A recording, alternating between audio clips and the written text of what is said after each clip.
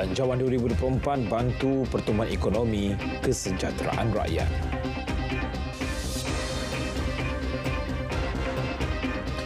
Assalamualaikum dan selamat malam. Berita tengah malam bersama saya Nazri Fahmi Syukri. Belanjawan 2024 Malaysia Madani yang dibentang Perdana Menteri Datuk Seri Anwar Ibrahim hari ini disifatkan sebagai inklusif bagi pertumbuhan ekonomi negara dan kesejahteraan rakyat. Reformasi ekonomi memperkasa rakyat. Tema Belanjawan 2024 menyaksikan belanjawan tertinggi pernah dibentang dengan peruntukan berjumlah RM393.8 bilion. Daripada jumlah tersebut, RM303.8 bilion untuk belanja mengurus dan RM90 bilion bagi belanja pembangunan. Sebanyak RM2 bilion diperuntuk bagi simpanan luar jangka. Bagi tahun 2024, RM58.1 bilion disediakan untuk membiayai pelbagai bentuk pemberian kerajaan kepada rakyat, merangkumi subsidi, insentif dan bantuan. Hampir 50% daripada peruntukan berkenaan adalah untuk mengawal harga dan perkhidmatan untuk manfaat rakyat. RM225 juta disediakan untuk membiayai kos pengedaran barangan keperluan asas seperti petrol, LPG, tepung, beras dan minyak masak ke kawasan desa serta pendalaman, dan RM200 juta untuk meneruskan pelaksanaan Payung Rahmah.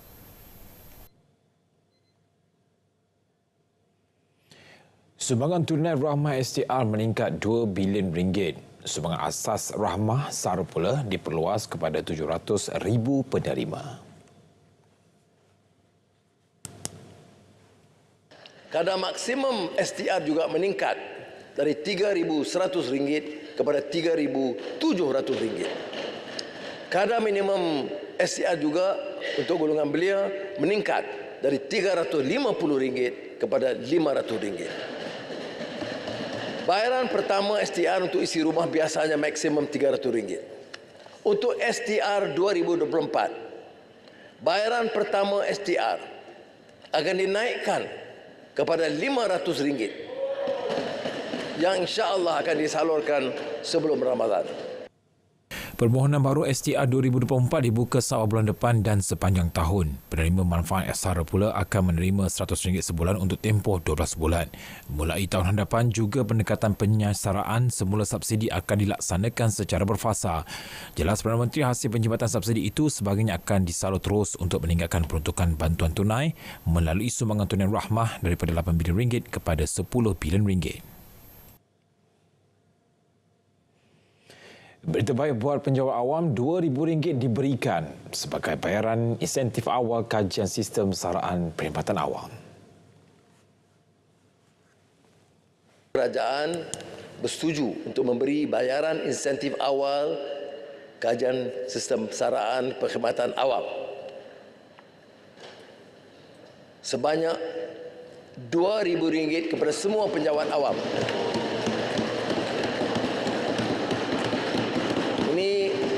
Jumlah tertinggi dalam beberapa tahun yang lalu, grade 56 ke bawah termasuk lantikan kontrak, dan RM1,000 kepada semua jawatan utama sektor awam melibatkan semua polis, bomba, tentera, angkatan bersenjata, seluruh anggota beruniform. RM1,000 turut dipanjang kepada semua pesara kerajaan, veteran berpencen, veteran tidak berpencen. Dan ini dibuat sekaligus pada akhir Februari untuk menghadapi bulan Ramadan dan Aidilfitri.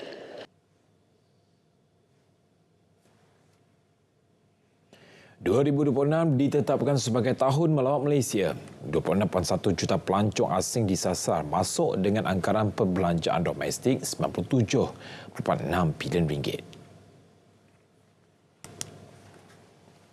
RM350 juta bagi merancangkan promosi dan aktiviti pelancongan supaya Malaysia kembali sebagai destinasi pelancongan pilihan utama.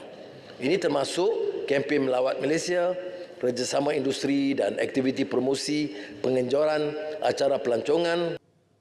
Inisiatif baru di bawah Pelan Liberalisasi Visa Malaysia diperkenal. Syarat permohonan Malaysia rumah kedua pula dilonggarkan. Usaha menotahkan kemiskinan tegar RM500 juta disediakan untuk meningkatkan penyertaan lebih ramai rakyat miskin tegar mengikuti program inisiatif Pendapatan Rakyat (IPR). IPR yang diluncurkan tahun ini telah berjaya meningkatkan pendapatan bulanan kepada lebih 2,000 peserta yang terlibat. Di bawah program Insan umpamanya, peserta telah berjaya meraih hasil jualan purata sehingga RM14,000 sebulan.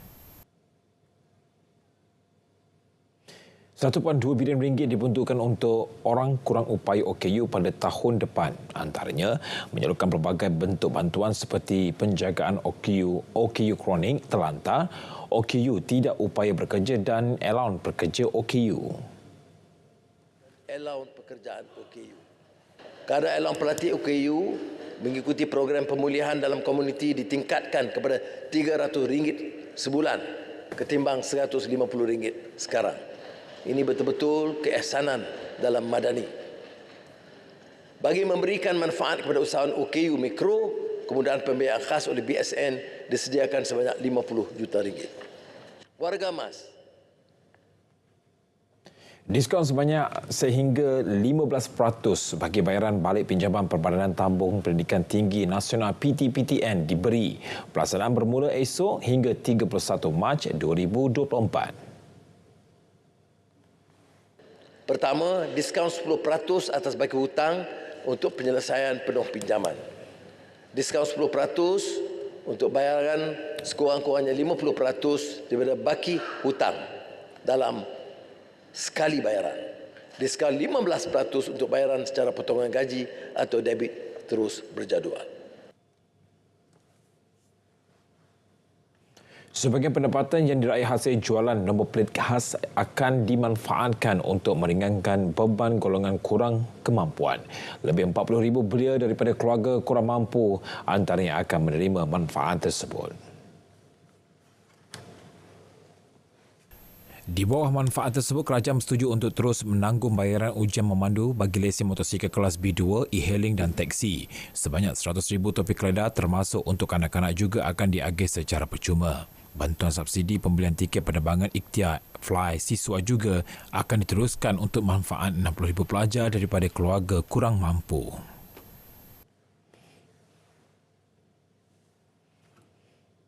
Industri kelapa sawit dan getah juga antara fokus bagi merancangkan aktiviti agrokomoditi dan meningkatkan sosioekonomi pekebun kecil. Kerajaan sediakan RM2.4 bilion yang disalur kepada Felda, Fekra dan Risda. Kerajaan menyediakan RM70 juta bagi meningkatkan tahap kemampanan industri sawit serta memperhebat kempen menangani anti minyak sawit di pentas antarabangsa. RM90 juta kepada Risda dan Felkra untuk menggalakkan pekebun kecil, mengoptimumkan penggunaan tanah ladang seperti candawan, nanas, kelapa matak, lembu dan ayam. 10% daripada jumlah pelaburan Pelayan Induk Perindustrian Baharu NIMP diperuntukkan selari dengan kerangka ekonomi madani yang bertujuan memangkin misi dalam Pelayan Induk Pelaburan terbabit. Sebagai permulaan, RM200 juta dana disediakan. Usaha dibuat bagi membolehkan sasaran NIMP untuk memperoleh jumlah pelaburan keseluruhan RM95 bilion tercapai. Ia bakal mewujudkan 3.3 juta peluang kerja dengan gaji penengah sehingga RM4,510 sebulan menjelang 2030.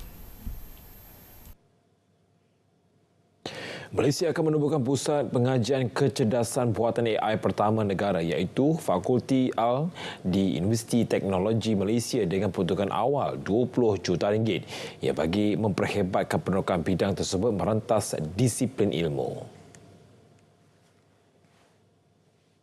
Malaysia perlu pantas menghadapi ledakan transformasi digital global. Inovasi dan bakat digital perlu diperkasa, khususnya kecerdasan buatan AI bagi meningkatkan pertumbuhan ekonomi negara yang lebih mampan. Perdana Menteri berkata ia antara peruntukan sebanyak RM16.3 bilion kepada Kementerian Pendidikan Tinggi pada 2024 berbanding RM15.3 bilion tahun ini dalam usaha membekalkan mahasiswa dengan kemahiran dan pengetahuan yang diperlukan pasaran pekerjaan.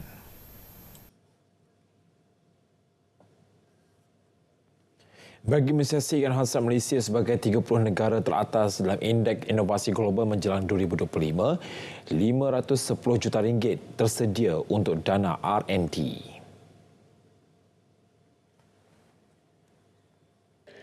Antaranya, RM50 juta dikhususkan sebagai geran padanan untuk universiti awam bekerjasama dengan sektor swasta bagi merancangkan aktiviti penyelidikan dan inovasi.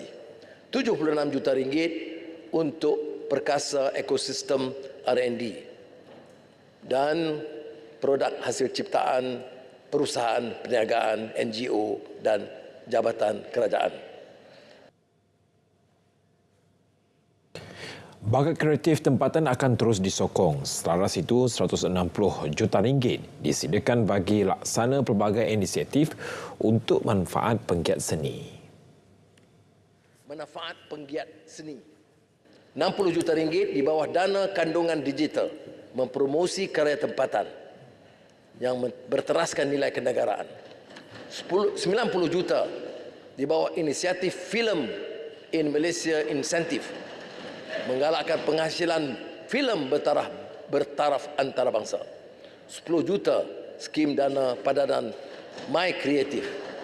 Anugerah Seni Negara akan kembali dianjur secara tahunan. Untuk menurunkan kadar cukai hiburan, kerajaan Budaya, bahasa dan kesusasteraan tidak dilupakan.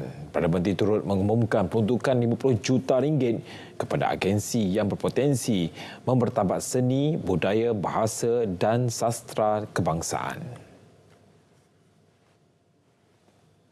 Kerajaan menyediakan RM50 juta tambahan kepada agensi yang berpotensi untuk mengenengahkan karya seni sastra negara, persembahan teater warisan, minat membaca karya agung, terutama di kalangan belia.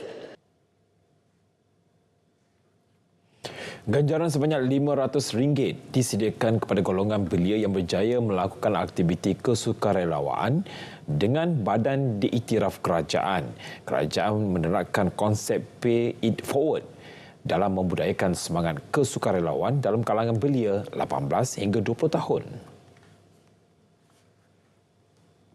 Manakala RM20 juta disediakan untuk rakan muda memperbanyak pengisian program belia. Sejak dilaksanakan, program Tunas Usahawan Belia Bumiputera, TUBE, telah melahirkan 7,000 usahawan belia Bumiputera dan hampir 14,000 peluang pekerjaan. Ini diteruskan dengan peruntukan RM20 juta. Mobile entrepreneur turut diteruskan RM10 juta.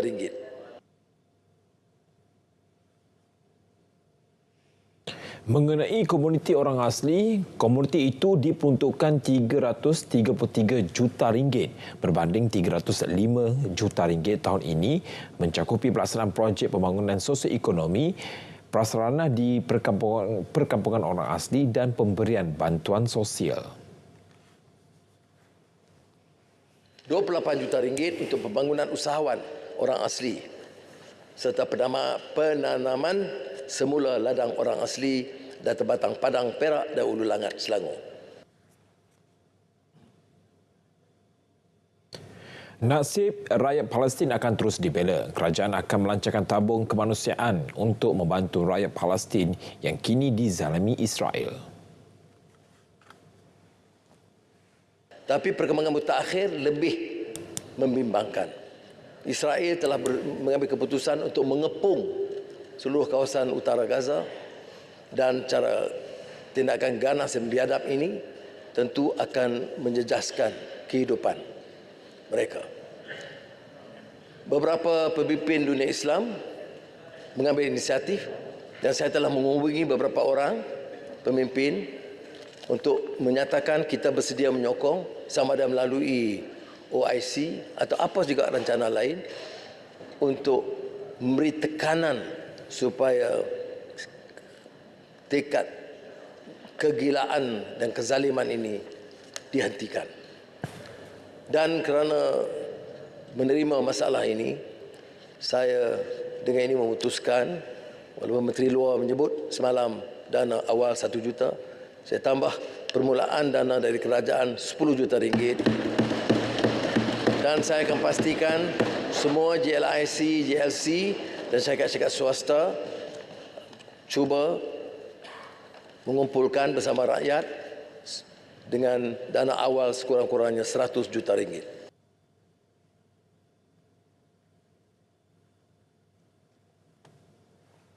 Untuk memberi jaminan pada semua rakyat, golongan minoriti, golongan yang terpinggir, golongan di pedalaman, bahawa setiap rakyat dan warga negara ini akan dipertahankan hak mereka. Ikuti mesyuarat ketiga penggal kedua Parlimen Malaysia ke-15 di Dewan Rakyat pada 9 Oktober hingga 30 November 2023 dan di Dewan Negara pada 27 November hingga 14 Disember 2023 10 pagi sehingga 12 tengah hari di TV1 dan pada 10.05 pagi sehingga selesai persidangan di saluran berita RTM.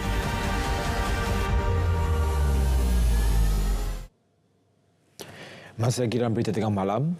Penambahan peruntukan bagi Sabah dan Sarawak dalam Belanjawan 2024 bukti kesungguhan kerajaan dalam mengangkat kebajikan kedua-dua negeri itu. Bagaimanapun fokus perlu ditubuhkan kepada agihan peruntukan berkenaan agar dapat sampai ke sektor yang disasarkan. Untuk Sarawak dan Sabah masing-masing dapat peningkatan lebih kurang 1 bilion. 6.5 bilion untuk Sabah, 5.5 bilion untuk Sarawak.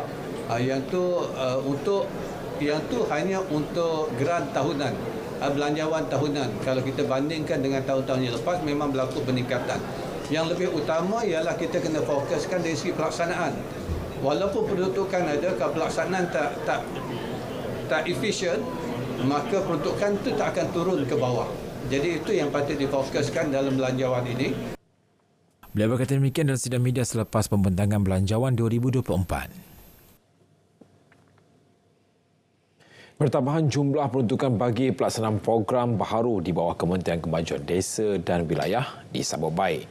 Ini turut menjadi kesinambungan kepada program sedia ada yang melibatkan pembinaan tadika pratafis serta pembangunan orang asli.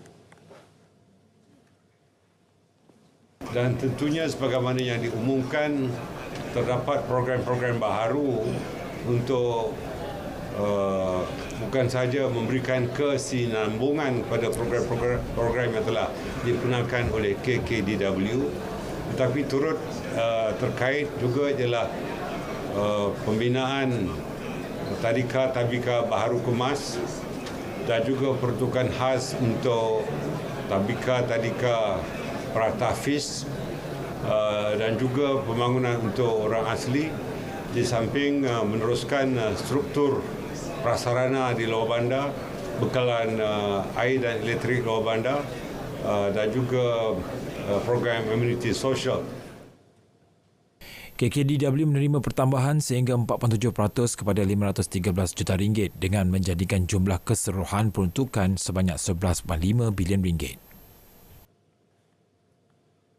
Kementerian Dalam Negeri KDM menyifatkan Belanjawan 2024 sangat komprehensif dengan sebahagian besar syur yang dikemukakan diterima dan dimasukkan dalam belanjawan berkenaan. Sekaligus membantu kementerian merancanakan semua polisi yang disusun. Dari perspektif KDN, saya fikir sebahagian besar daripada syur yang kami angkat itu diterima oleh Yang Amat Perdana Menteri, termasuk elemen kawalan sempadan, reformasi penjara, aset-aset agensi penguatkuasa seperti Angkatan Penguatkuasa Maritime, kemudian aspek akta penagihan dadah yang dipinda, itu memerlukan kami menyediakan persiapan logistik pusat serenti sebab kita tidak lagi meletakkan mereka ke jalur penjara tapi pusat serenti. Diikuti dengan single border agency. Itu saya ikat satu peluang besar yang disebut oleh Perdana Menteri tadi yang akan bermula pada tahun hadapan. Menteri Kesihatan Dr. Zaliha Mustafa turut berpuas hati pembentangan Belanjawan 2024 yang turut memberikan keutamaan kepada sektor kesihatan bagi memastikan kesejahteraan Malaysia Madani secara inklusif dan holistik. Kementerian Kesihatan menjadi antara kementerian yang menerima peningkatan peruntukan terbesar sebanyak 41.2 bilion ringgit untuk tahun depan. Peruntukan ini merupakan peningkatan sebanyak 4.89 bilion ataupun 13.45% berbanding peruntukan yang kita perolehi pada tahun 2023 yang berjumlah 36.33 bilion. Jadi jika dibandingkan dengan keseluruhan belanjawan Kerajaan Persekutuan 2024 yang berjumlah 393.8 bilion, peruntukan yang disediakan kepada kementerian adalah sebanyak 10.47%. Dan ini menunjukkan bahawa kerajaan komited terhadap usaha meningkatkan tahap kesihatan dan kesejahteraan rakyat melalui perkhidmatan penjagaan kesihatan yang lebih baik, saksama, yang mampan dan juga berdaya tahan dan responsif. Menteri Komunikasi dan Digital Fahim Fadzil menyifatkan Belanjawan 2024 syarat dengan inisiatif, komprehensif dan memanfaatkan setiap lapisan rakyat, terutamanya pembangunan beberapa dana mencapai sektor telekomunikasi bagi menggalakkan peserta perusahaan kecil dan sederhana mengguna pakai aplikasi serta teknologi 5G. Ini adalah satu perkara yang sangat baik. Ini bagi kami adalah sebahagian daripada usaha pihak kerajaan, apa yang disebut oleh Yang Berhormat Perdana Menteri sebagai penyasaran semula subsidi antara lain, ya, dan juga beberapa penstrukturan, dan sudah pasti ada beberapa perkara lain yang sangat positif, termasuk 25 juta ringgit bagi perkasa untuk perkasakan pusat ekonomi digital di setiap DUN.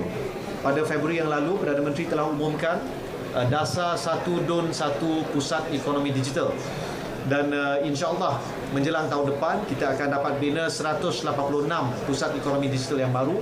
Maka dana ataupun peruntukan 25 juta ini akan dapat bantu menjadikan pusat-pusat ekonomi digital pemangkin kepada aktiviti ekonomi digital di peringkat setempat. Kementerian Komunikasi dan Digital KKD juga menyambut baik peruntukan dana 90 juta ringgit di bawah inisiatif Film in Malaysia Incentive FIMI bagi terus menggalakkan penghasilan filem bertaraf antarabangsa.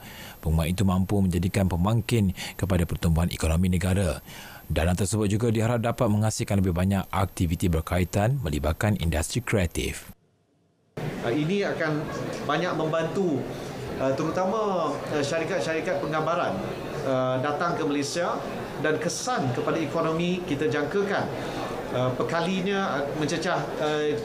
Maksudnya untuk setiap $1 yang dilabur dalam aktiviti penggambaran di Malaysia daripada syarikat asing, maka kesannya kepada Malaysia adalah 3 kali ganda daripada pelaburan itu. Bayaran insentif awal kajian sistem saraan perkhidmatan awam yang diumumkan Perdana Menteri merupakan tertinggi dalam tempoh 10 tahun.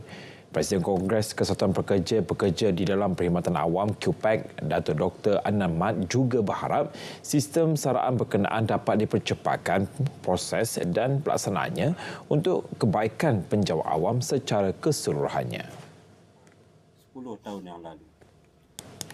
Walau bagaimanapun, KPEC amat berharap sistem saraan penjawat awam mampu untuk kerajaan mempercepatkan prosesnya dan seterusnya pelaksanaannya supaya kami anggota Perkhidmatan Awam dapat menikmati di bawah sistem saraan penjawat awam yang baru ini agar gaji kami lebih selesa, gaji pendapatan kami juga lebih selesa. Pada masa yang sama, kami juga berharap walaupun 2.4 bilion telah diperuntukkan untuk membaiki kuartes, tetapi kami amat berharap supaya kerajaan meneruskan usaha-usaha untuk membina rumah mampu milik supaya penjawat awam mampu memiliki rumah bersesuaian dengan pendapatan mereka. Terima kasih banyak-banyak yang amat.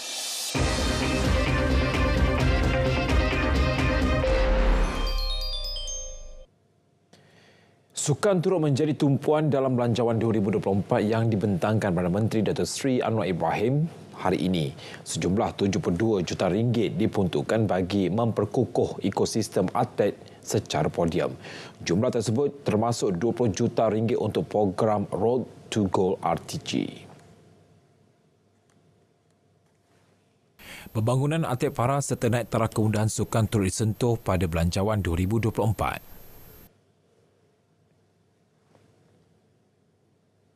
Jadi memperkasakan ekosistem atlet, 12 juta ringgit disediakan kepada Majlis Sukan Negara untuk maksud tersebut. 50 juta ringgit untuk menyenggara dan menaik taraf kemudahan belia dan sukan.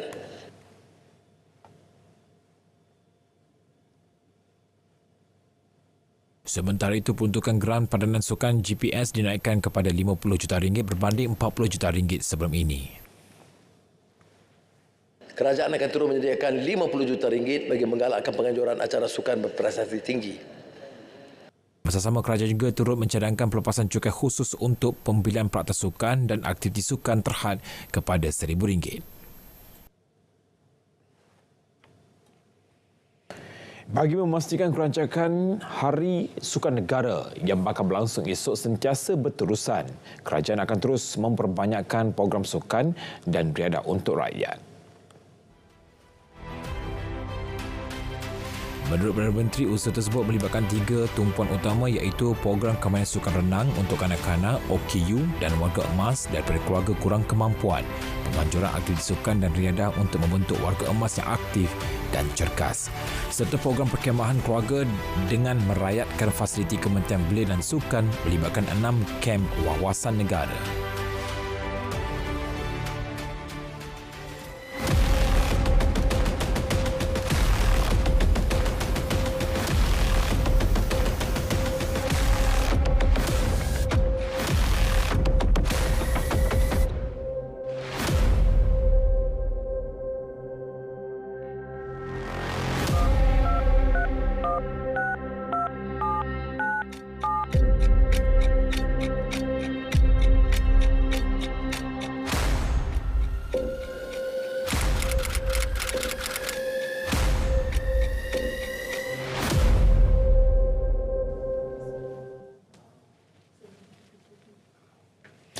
Berita tengah malam berakhir di sini. Malaysia berani tingkat perpaduan penuhi harapan. Assalamualaikum dan selamat malam.